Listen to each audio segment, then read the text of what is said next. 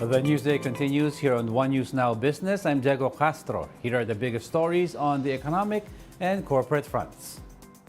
The Development Budget Coordination Committee, or DBCC, may trim its economic growth target for 2023 and 2024 during its next meeting.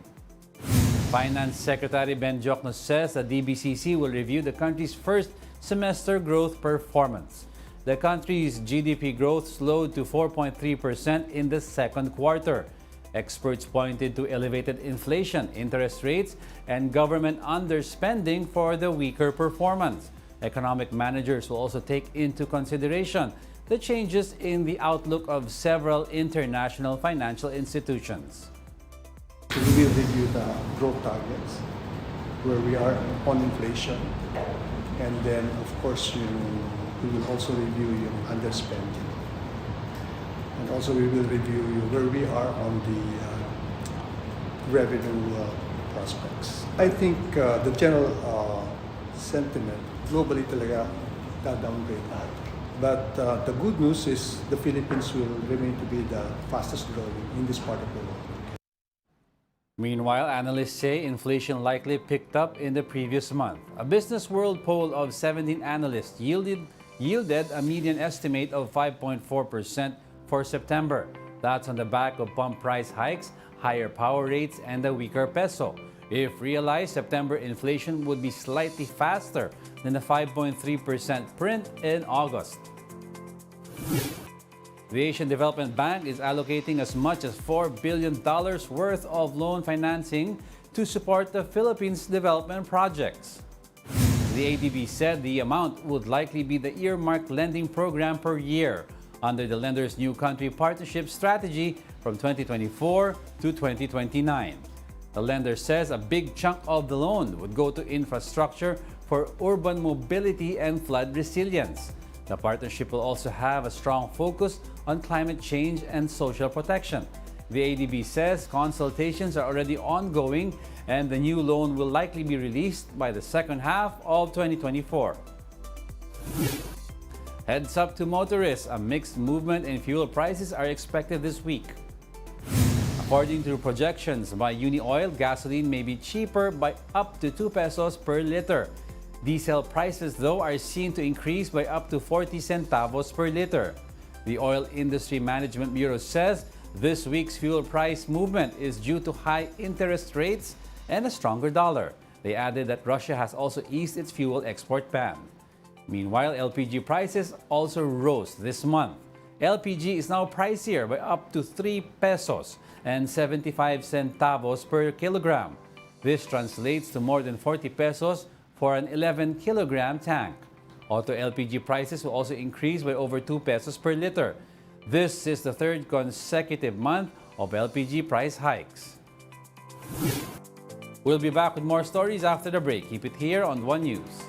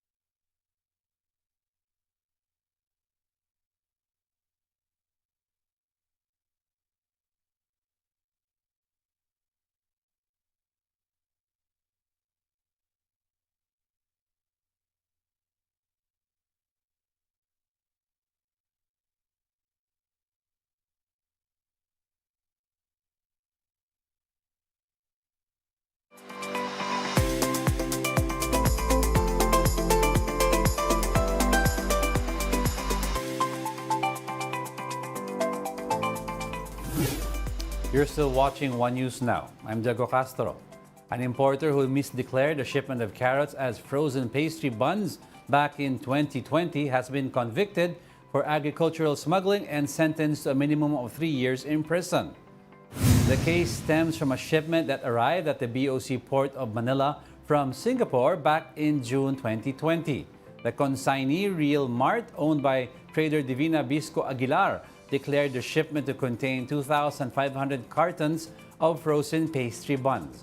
But upon inspection, it was found to contain misdeclared carrots, a clear violation of customs regulations. Last month, the Metropolitan Trial Court, National Judicial Capital Region Branch 24, found Aguilar guilty for violating customs laws. She has been sentenced to a prison term with a minimum of 3 years and 1 day to up to 4 days. A group of truck owners is pushing the government to expand its suspension of pass-through fees to roads funded by local governments. Recall that last week, President Marcos issued an executive order that bans LGUs from collecting pass-through fees from vehicles carrying goods that are traversing national roads. Truckers groups welcome this move, noting that it could bring down their logistics costs. The Trade Department notes that this EO could also in turn bring down prices of goods in the market. Still, the Alliance of Concerned Truck Owners and Organizations is calling on the government to expand this order on LGU-funded roads. Currently, the order only covers roads funded by the national government. But roads that lead to business centers, no?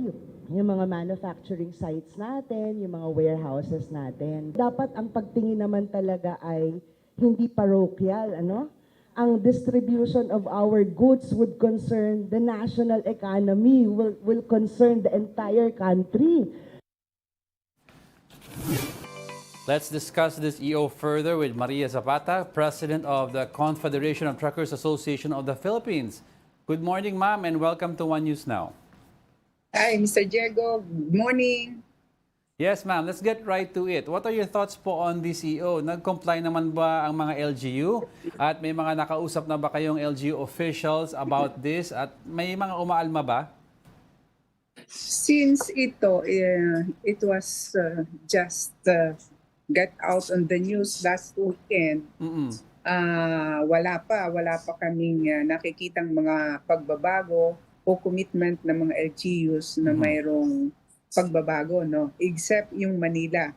Nagkaroon na sila ng parang notice na ito ay i-implement. But it is not clear kung kaagad-agad ngayon because doon sa executive order, nakalagay na it will be published for 30 days sa National Gazette. So, hindi natin alam kung other LGUs will follow o yung maghihintay pa ng 30 days or they will just do it ASAP. Yes, ma'am. To educate po our viewers, no, magkano po ang nagagastos ng kada truck driver sa pass-through fees kada buwan bago ma-implement po itong EO?